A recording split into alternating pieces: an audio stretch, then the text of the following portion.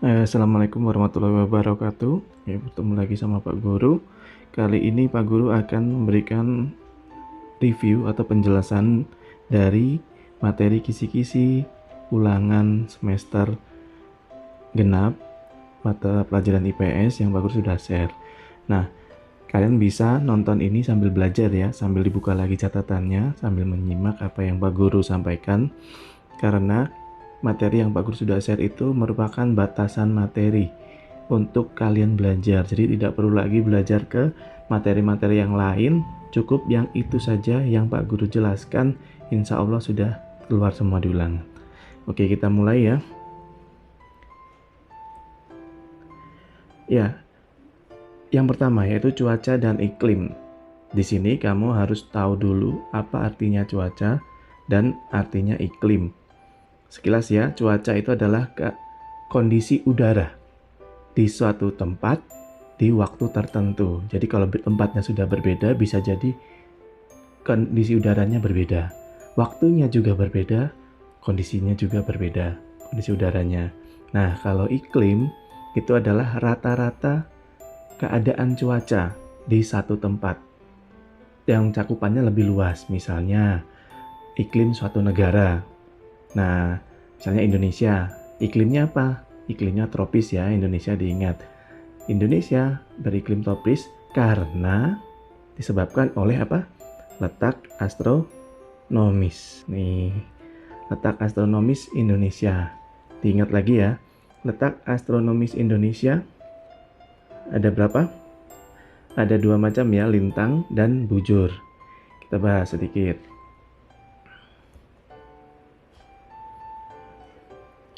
Letak astronomis Indonesia, kita mulai yang pertama yaitu di garis lintangnya 6 derajat lintang utara sampai 11 derajat lintang selatan. Lalu 95 derajat bujur timur sampai 141 derajat bujur timur. Nah, yang ini itu yang menyebabkan iklim tropis. Nah, selain iklim tropis di dunia, ada berapa lagi?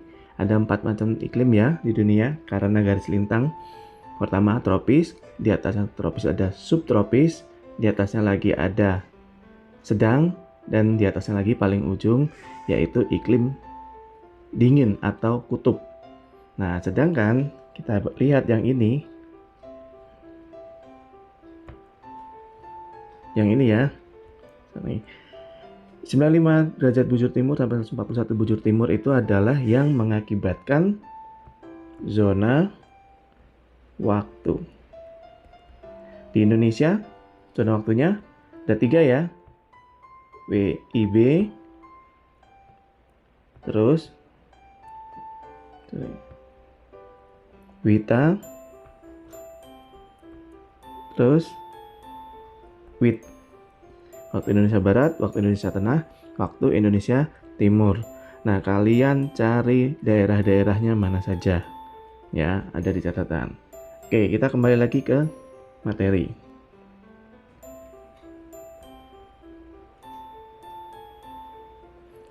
Ya, yang ketiga, 1 sudah, 2 sudah, sekarang yang ketiga.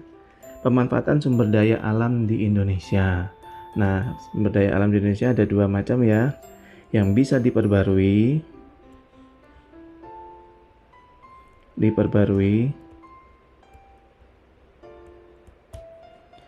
dan tidak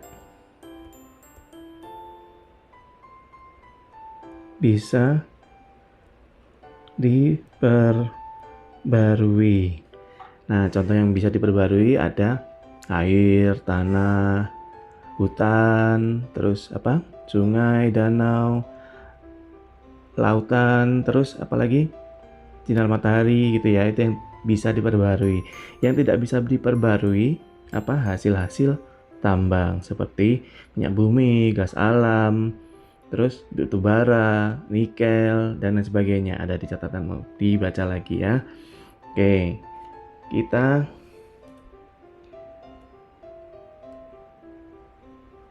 kembali ke nomor 4 ya. sumber daya manusia. Kualitas sumber daya manusia di Indonesia. Kita hapus dulu ya yang ini.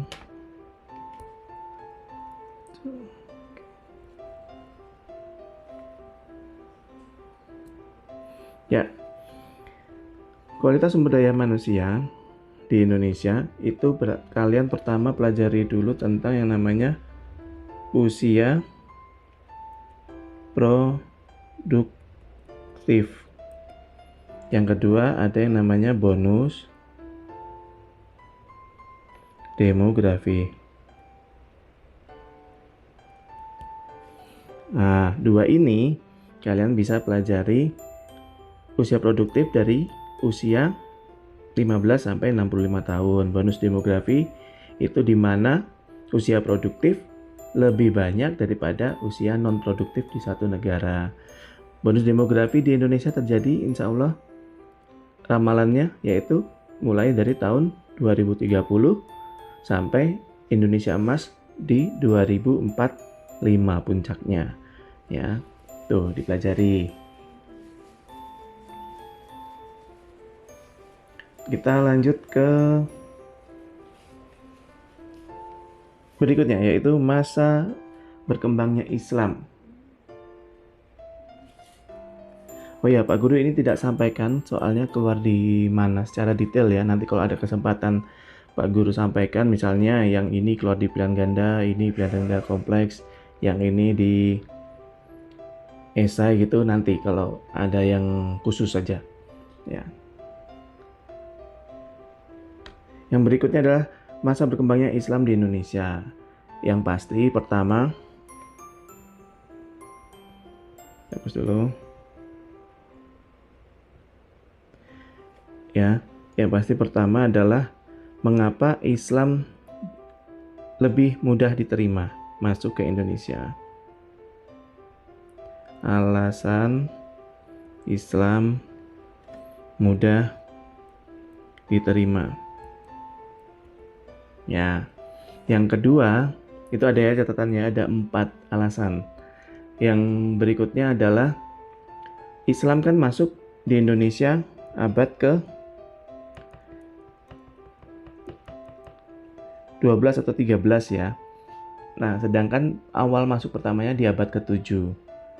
Tapi berkembangnya di abad ke-13, butuh waktu panjang.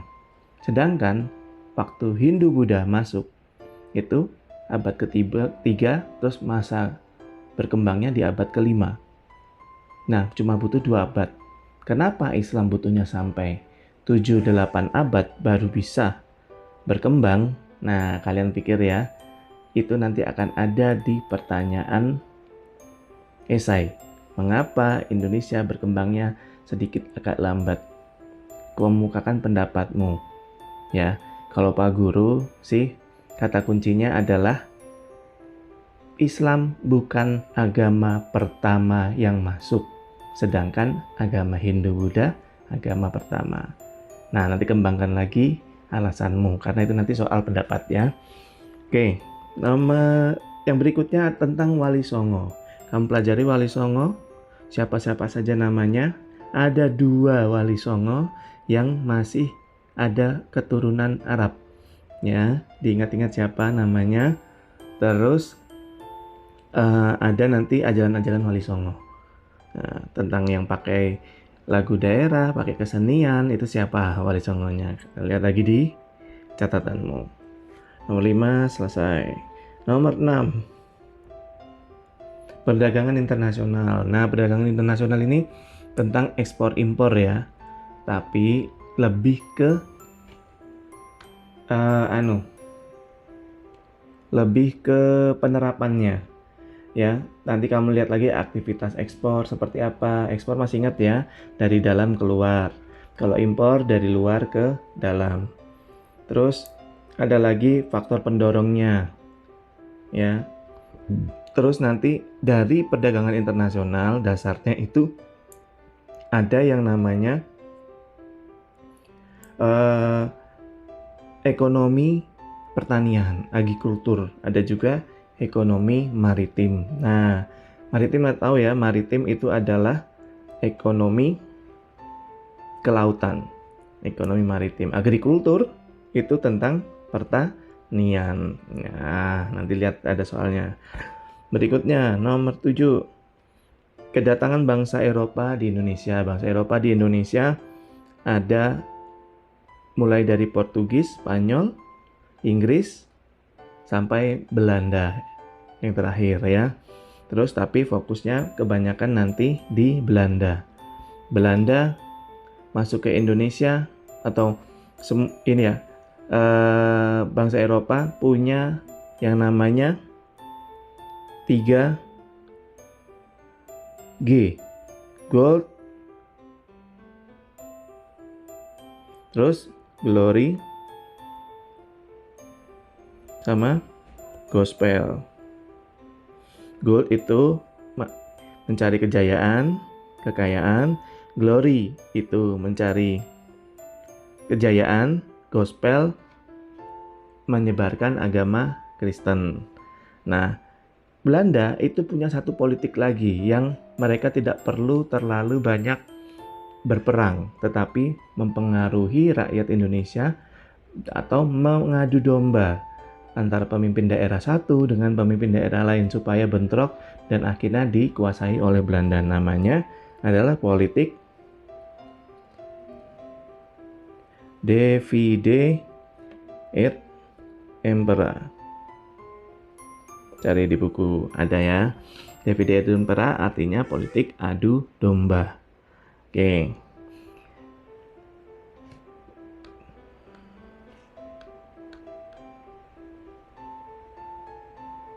Nah, berikutnya nomor 8 adalah perlawanan bangsa Indonesia terhadap kolonialisme dan imperialisme Belanda di Indonesia, mulai dari VOC sampai pemerintahan Belanda.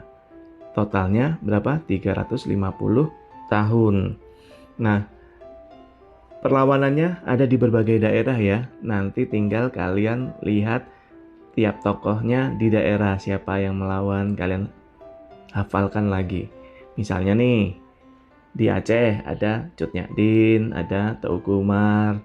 Di Sumatera Utara ada Sisingamangaraja. Terus Sumatera Barat ada Imam Bonjol. Di Jawa ada Diponegoro. Terus di Maluku ada Patimura. Nah, ya nanti tinggal kalian lihat lagi.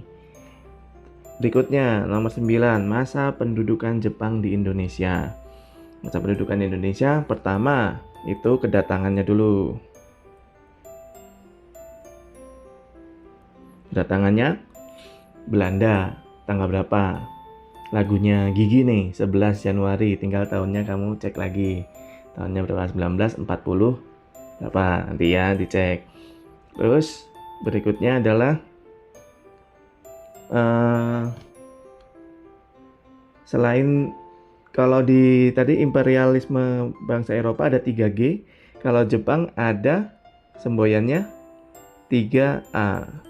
Gerakan 3A yaitu Jepang Cahaya Asia, Jepang Pemimpin Asia, Jepang Pelindung Asia. Tuh ada diapakan. Oke.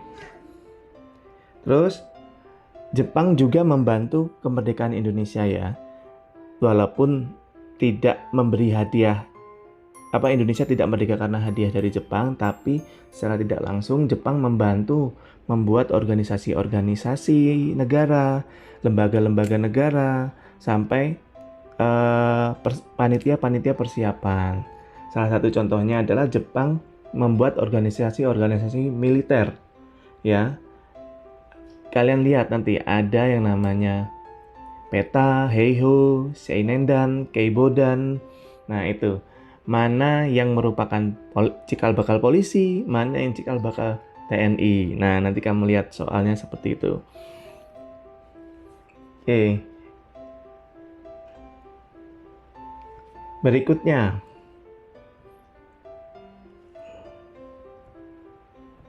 nomor 10, pergerakan nasional organisasi nasional menuju kemerdekaan. Ya, organisasi-organisasinya kamu lihat. yang pertama kali pelopornya siapa? Budi Utomo ya. Budi Utomo juga yang mempelopori terjadinya kegiatan Sumpah Pemuda tanggal 28 Oktober 1928. Selain Budi Utomo, juga ada organisasi-organisasi lain ya, Indisi Parti, Perhimpunan Indonesia, Serikat Dagang Islam, Serikat Islam, terus Masyumi, nanti kamu lihat ya di situ ada di soalnya nanti. Terus ada organisasi keagamaan juga yang membantu kemerdekaan, mempertahankan kemerdekaan hingga sekarang membangun bangsa. Ada dua ya yang terkenal, yaitu Muhammadiyah dengan Nahdlatul Ulama. Nah itu di hafali, NU dan MU, Muhammadiyah ya, enak hafalinnya gitu aja. Ini yang keagamaan. Oke, organisasi sudah. Yang terakhir nih, dinamika penduduk. Dinamika penduduk nanti dimulai dulu yang namanya dengan sensus penduduk. Nah, ada ya sensus penduduk, artinya adalah perhitungan jumlah penduduk. Kalau sensus penduduk Indonesia, berarti perhitungan jumlah penduduk Indonesia yang dihitung yang masih hidup ya, karena nanti satuannya adalah jiwa. Berapa jiwa? Jumlah penduduk Indonesia terakhir di sensus tahun 2020.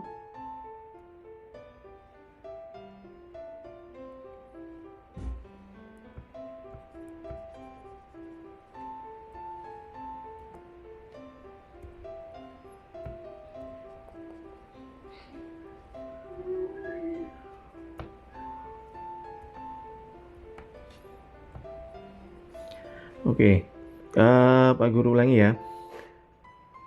Sensus penduduk tahun 2020 itu penduduk Indonesia sebesar 270.020.000 jiwa. Sensusnya tahun 2020 dan sensus dilaksanakan setiap 10 tahun sekali. Jika terakhir tahun 2020, berikutnya adalah tahun 2030, berikutnya lagi 2040, seperti itu. Itu sensus penduduk. Ya, nah nanti selain sensus penduduk juga ada yang namanya perhitungan angka kelahiran dan angka kematian. Aku akan tulis di sini ya, angka kelahiran atau apa namanya singkatannya CBR. Seperti merek motor Honda. Nanti ada cara menghitungnya, berarti ada rumusnya. Kamu bisa hafalkan ini. CBR sama dengan B dibagi P kali K. B-nya sama dengan angka kelahiran. Bayi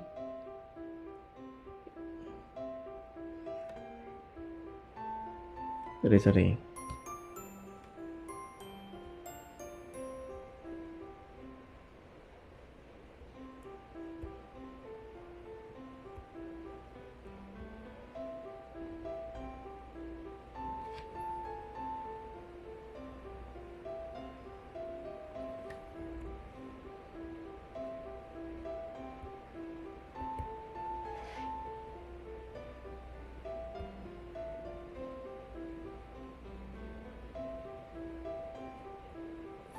Ya, bayi yang lahir.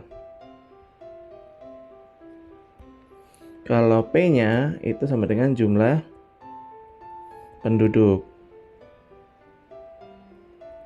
K-nya adalah konstanta.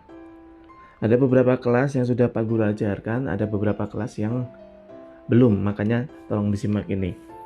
CBR atau angka kelahiran itu B dibagi P dikali K.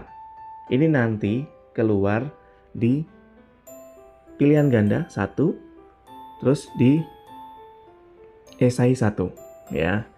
Nah sekarang Pak Guru kasih contoh. Diketahui B-nya, bayi yang lahir itu sebesar 250 jiwa. Jumlah penduduknya itu 50.000 misalnya. Konstantanya, pasti konstantanya di mana-mana 1000.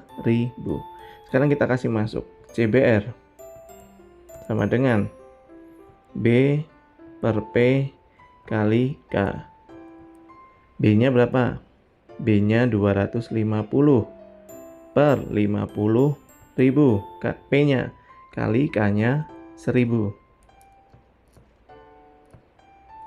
K-nya 1000. Tinggal coret saja ya. 50.000 ada nolnya 3, 1000 di sini ada 3. Coret 3-3-nya. Nah, tinggal kali 1. Kali 1 dibiarkan saja. 250 dibagi 50. Berarti jawabannya adalah 5. CBR-nya sama dengan 5. Ya. Jawabannya 5. Nanti akan ada juga ini angka kelahiran. Kalian boleh screenshot dulu cara hitungnya ya. Pak Guru kasih waktu screenshot. Oke. Berikutnya adalah angka